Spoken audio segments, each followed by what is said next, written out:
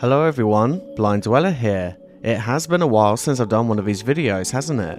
But here we are again, the series on the channel that is all about you artists out there who have watched my videos and have something quite special to offer. At least in my humble opinion you do. This is episode 7 of Inspiring Art by Independent Artists. This series is dedicated solely to amazingly talented, creative and unique artists that have submitted their art personally to me, told me their stories, and who I feel could do with a little more exposure in the best way I know how, through YouTube.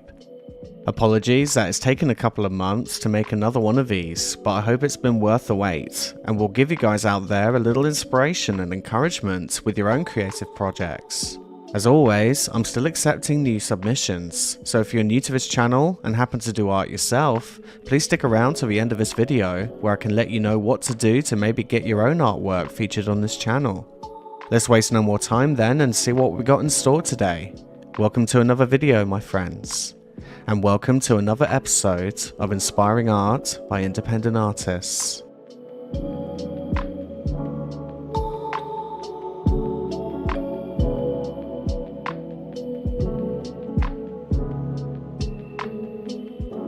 To get us started, I'd like to chuck us into the deep end slightly of a weird and macabre side of art with the beautifully haunting paintings of Jazmin Jude. Jasmine is an illustrator based in Los Angeles. She studied illustration and animation at Otis College of Art and Design. She tells me she grew up with a learning disability and struggled with the academic side of things for most of her life. So instead of pursuing her studies, she spent most of her time drawing or painting. Art has proven to be nothing short of a saving grace for her, as she says she grew up in a home that was unstable and she struggled with depression and anxiety because of it. However, making art helped her briefly escape the world to create her own, as well as providing her a safe place to unload the rawest of her emotions and thoughts. She didn't start taking art seriously though until her father sadly passed away in 2008. When she went to his apartment to collect his things, he had all of her art hung up on his walls. After that, she started taking art classes and then decided to go to art school. In terms of her work, she says the vast majority of pieces emits a lot of anxiety that she has from the past and present. Quote, "There is definitely a lot of pain and an unsettling feeling to some of my work. A lot of my ideas I get when I fall asleep. I get flashes of images and an urge to paint them. In the future, I would like to make a storybook with my paintings. Until then, I will keep painting." End quote. The feeling of melancholy I get from her work is quite astounding, full of faces that evoke a blend of fear and sympathy at the same time. Like these figures are utterly helpless, menacing, but without the intention to be so. I feel it's an almost perfect representation of how anxiety can make one feel, and I just had to share her work with you today in hopes that you can check out more of her work and show her some much deserved support.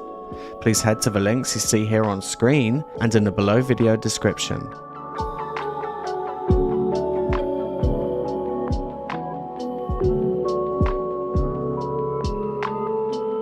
Right, so there's going to be some terrible French pronunciations for this next artist, so I feel it's only appropriate that I apologize in advance for this.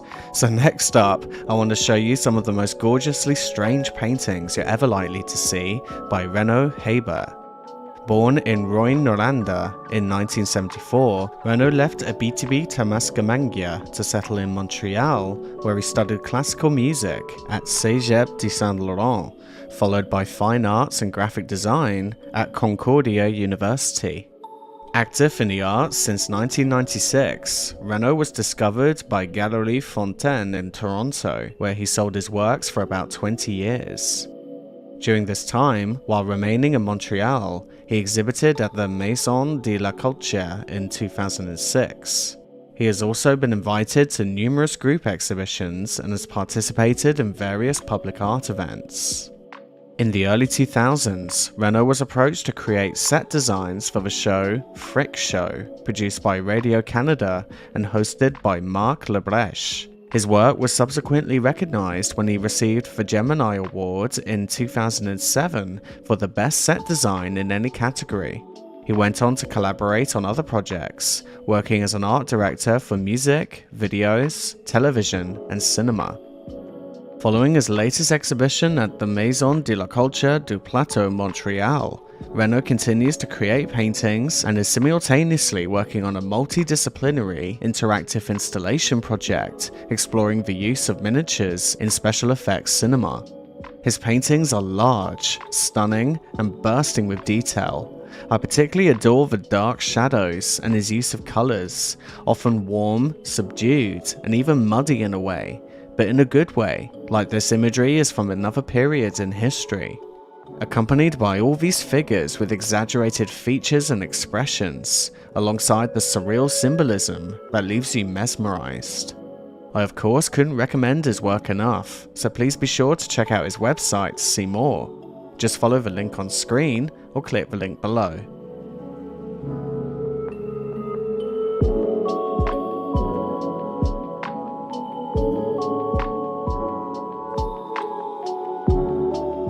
Now we're going from the subdued colours to the bright and vivid colours of abstract art, with the beautifully eye-catching work of Anselmo J Aligro. Anselmo attended the Pennsylvania Academy of the Fine Arts and worked with some of the best artists in the country. At the Academy, Anselmo took courses in drawing, painting, printmaking, lithography, and many others. He worked as a monitor of models and props, assisting artists such as Vincent Desiderio. Later, he gained a scholarship to Parsons School of Design in New York City. He tells me his method consists of indirect painting, which involves a series of stages leading to the final effect. This indirect method, like traditional painting of the past, requires planning in advance. Layers of color are placed over a monochrome underpainting. The underpainting serves as a framework for the composition. Quote, contrasting elements are juxtaposed, complementary color opposites, darks and lights, biomorphic and geometric forms, etc. are used in pastos to create texture, line to highlight the significance of drawing, diagonals for the dynamic effect, and the language of color, harmonies, and composition. End quote. The atmosphere and energy that erupts from Anselmo's work is truly amazing. I also find it so intriguing how he's managed to blend such themes that appear in classical art with something that looks so psychedelic and trippy. If you ever wandered into the National Gallery in London or the Met in New York after a few hits of acid, I wouldn't be surprised if it looked a little something like this. It's certainly worth exploring, so be sure to head over to his website and take a look at more of his work. Again, just follow the link on screen or click the link below.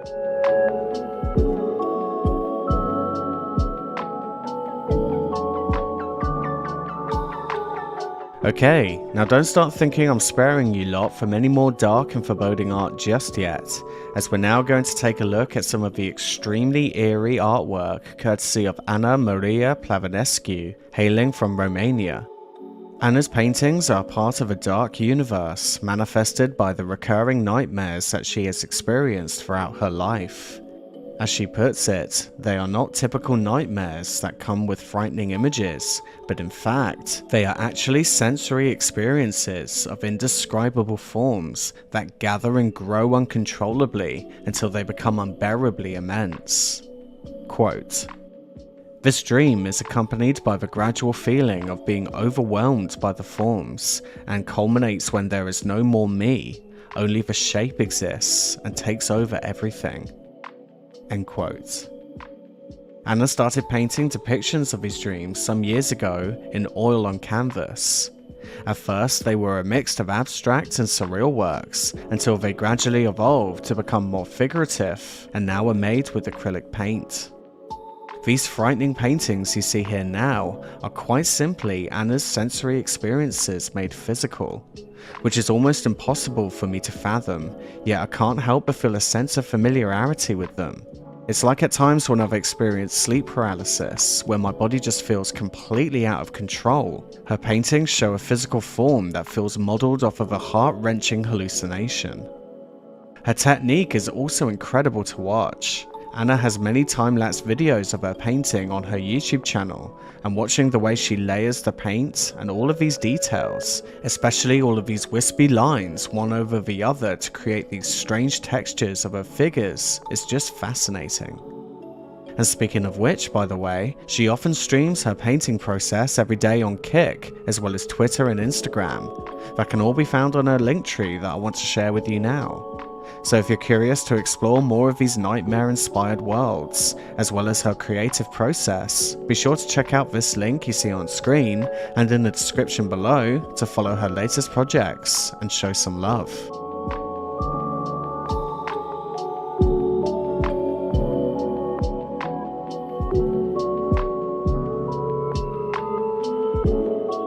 Up next, we have some of the incredible surrealist artwork by Jesus Max, a Spanish artist now living in Redondo Beach, California.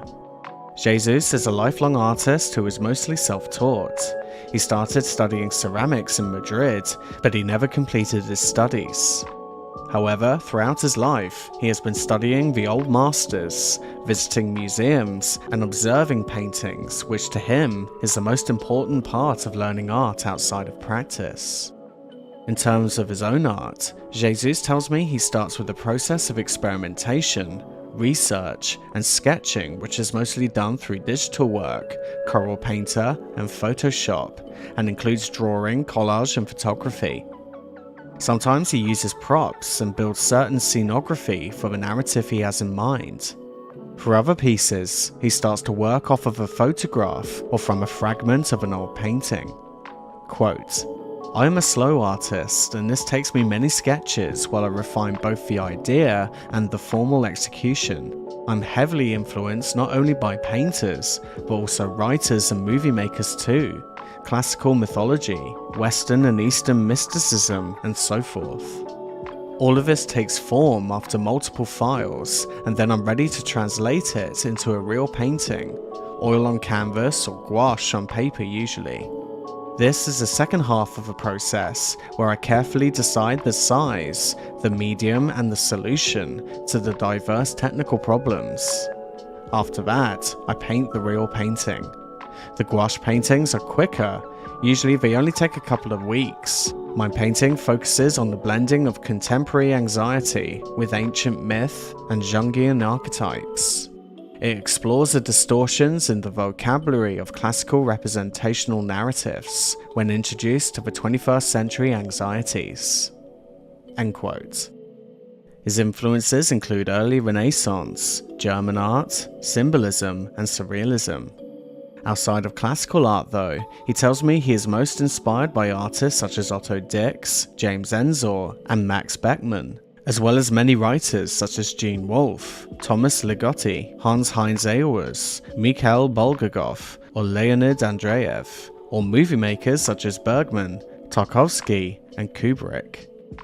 As you can see, Jesus tends to lean to a kind of dark approach, which is also reflected on the books he reads and the movies he admires. It's a truly beautiful, haunting, and jarring collection of artwork that I seriously recommend to all of you to explore further. Please be sure to head over to his website, as well as his Instagram, via the links you see here and in the below description.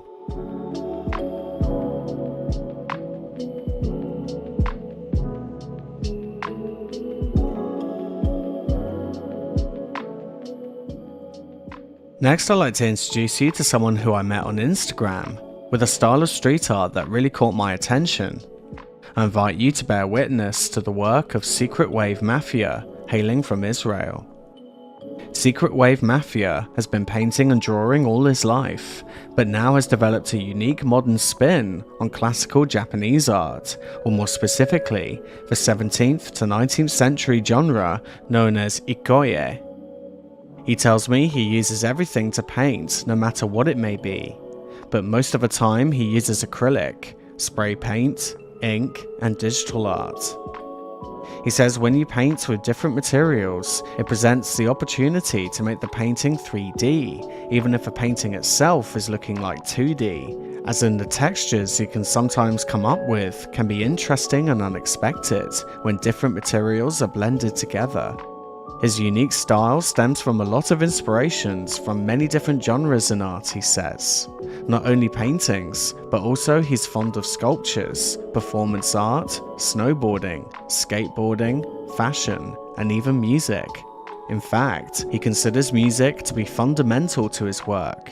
He's practically unable to complete any pieces without it. But according to him, the past is what interests him the most. Quote, "I started with my Japanese ikoye style 2 years ago. Every time I see a new ikoye, it blows my mind. Japanese art for me is endless inspiration. The lines, the colors, everything is so special." End quote. But what really makes SecretWaveMafia's style of ikoye stand out is how he includes a lot of other artists that inspired him in his life, Salvador Dali being on top of the list. It's a fascinating style of bright colours blended with tongue-in-cheek satire and recognisable icons. I 100% recommend you all to check out his Instagram page. Please look up the username on screen or click the link below.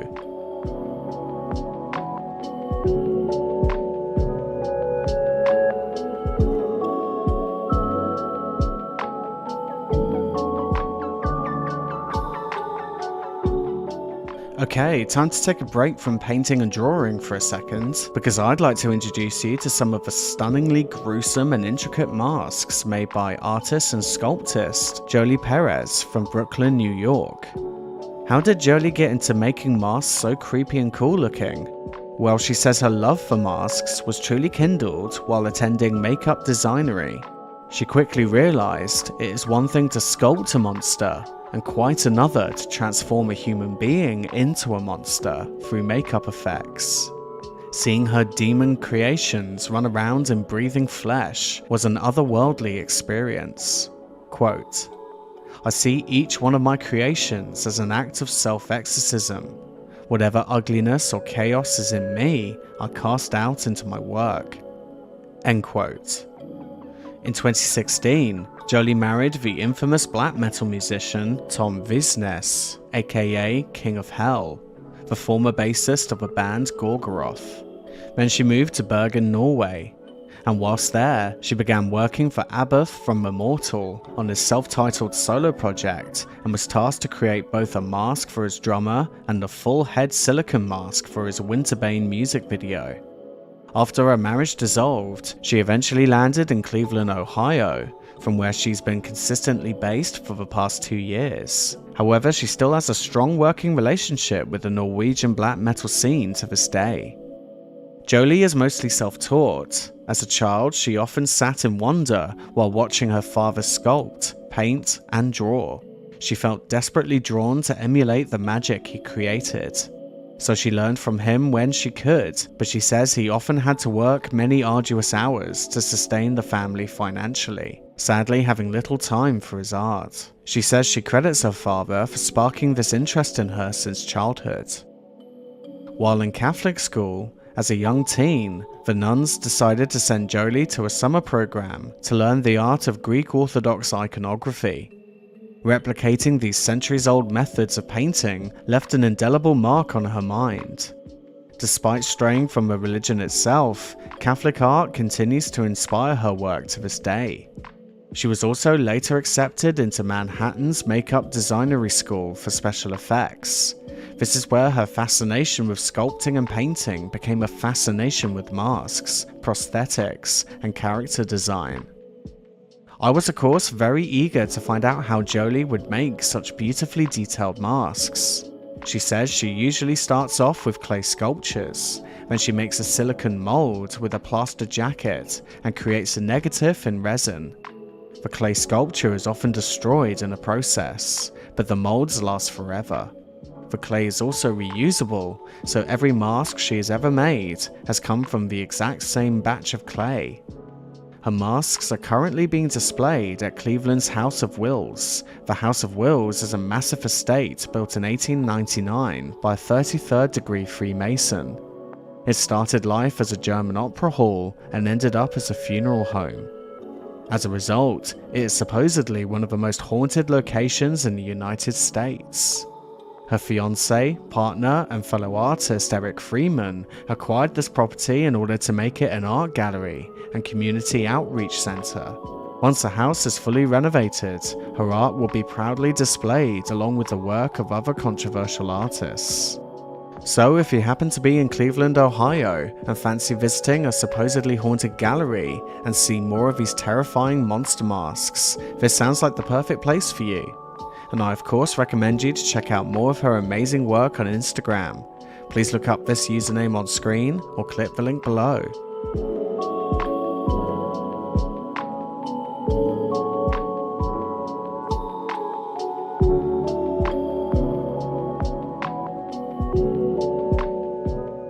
Next, I'd like to show you some mixed media artwork that beautifully portrays the dark side of the human condition by an artist who goes by the name xerO morO. The pseudonym and even the spelling of it is quite significant to him.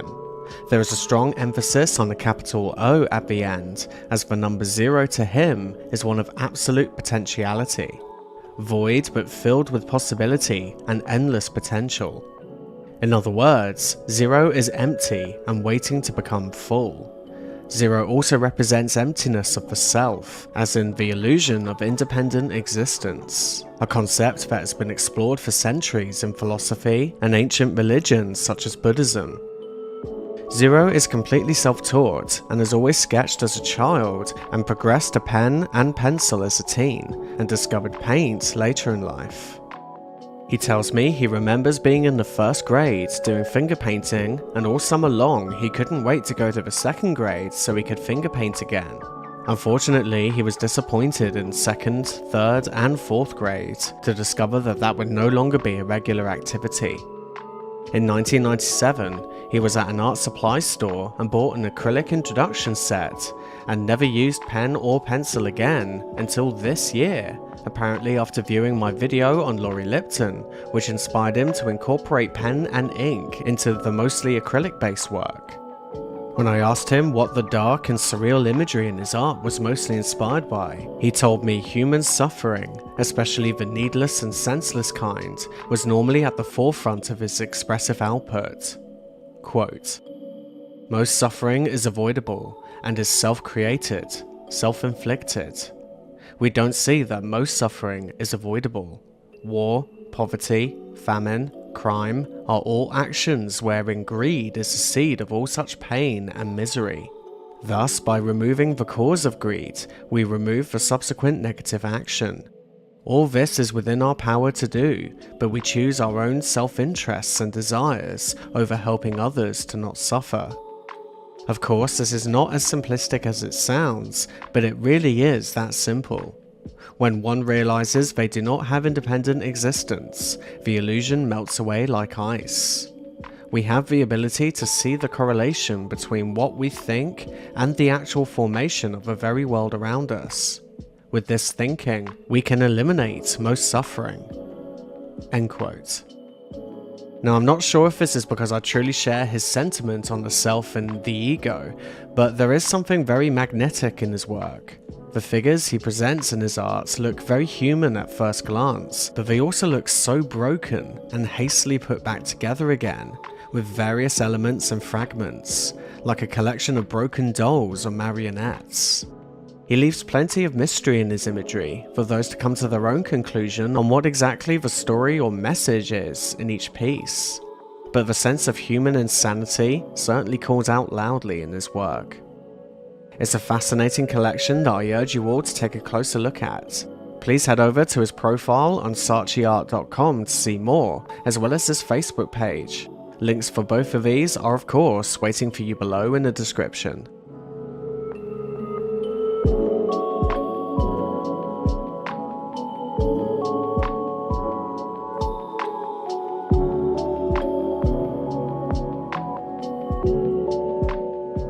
Next, I'd like to share some unbelievably beautiful and highly skilled graphite and digital drawings by 18-year-old Mercure from Boston, Massachusetts in the USA.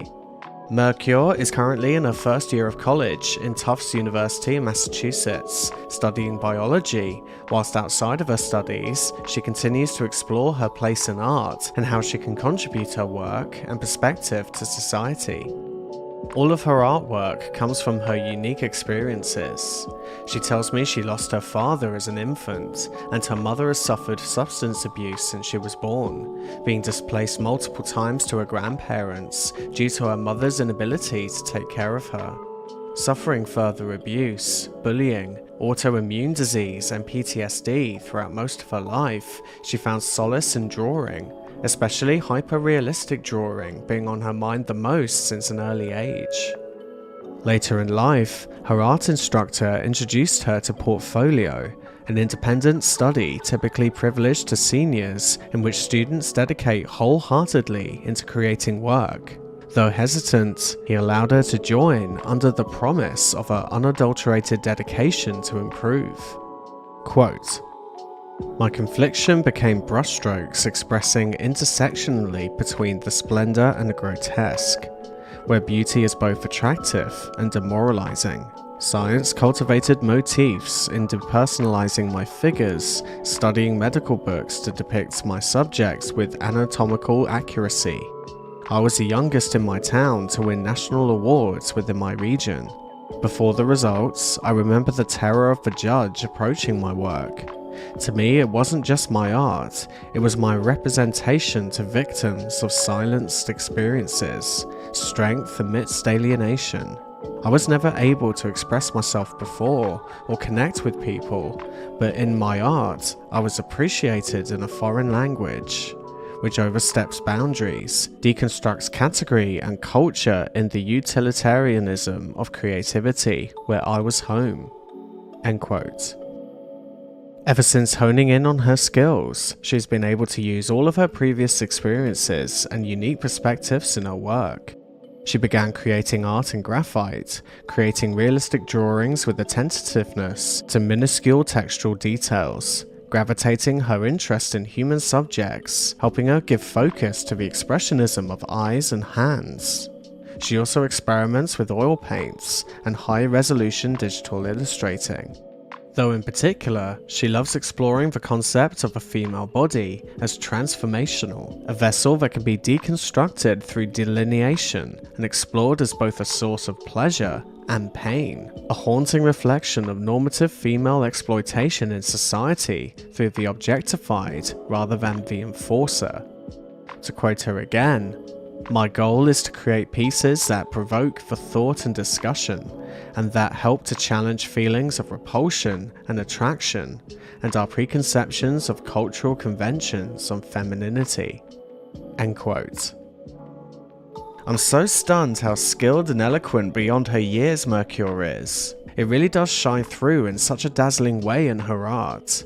For someone to confront her inner conflicts and experiences in such a mature and beautifully creative way, I can't help but wonder how good she's going to be in 10 more years from now. I truly wish her all the best, and of course for you lot to keep up to date with her new artwork. Be sure to check out her Instagram and TikTok via this username, or click the links below.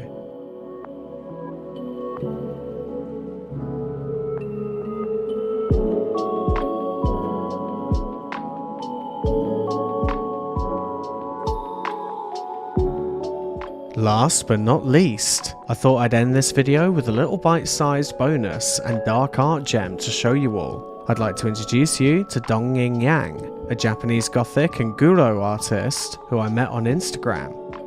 As English isn't her first language, this will only be a brief overview of her work based on what she's been able to tell me. Dongying comes from a traditional art and graphic design background, and ever since completing her studies, she's developed an intense and brutal creative style using a variety of media, including fabric, acrylic paint, watercolor paint, and even blood. She tells me the inspiration for her dark imagery comes from her personal experiences and dreams. She says she's always had the strangest dreams, and her gift, or maybe even a curse depending on how you look at it, of perfectly remembering her dreams gives her the blueprint to create the gruesome and nightmarish displays you see here now. On her Instagram, her collection of projects is nearly endless, and if you're into dark anime, creepy doll-like figures, and Alliegro manga, this is someone who you really don't want to overlook. Please be sure to look up this username or click the link below to take you straight there. And that's it for today then, everyone. Thank you so much to everyone who submitted their work, and of course thank you so much to you for watching. I hope you found something to spark your imagination from a creative talent showcased here. If so, once again it would mean a lot if you check out the links provided below to keep up with their artwork. And on that subject, if you're an artist watching and you'd like to get involved in this series, please be sure to send an email with your art and a bit about yourself to blinddweller@gmail.com. I also occasionally check into Instagram, so feel free to reach out to me on there too. I also have a Discord server called Blind Dwellers Art Club, a great place to meet other artists, share your work, get some tips, and even ask me a question. It would be great to see you there. Finally, as always, a stupendously big thank you to all of my patrons and channel members, and a special shout out to the following top tier donators: Vlad Siv, Mrs. Kelkel, Tyler Butler, Harley Raven, Eric Lamarca, Dave MC, Molotale, John Allen, The New Ongon 24, Equatamok, Ken B, Lee Flowers, Calvin Kai, Akaiser, Carol H, Charlie Sanchisi, Fernando Achicaro, Large Fatty or Big Chad, and Port Perea. See you in the next video then, my friends. Keep being creative, and bye for now.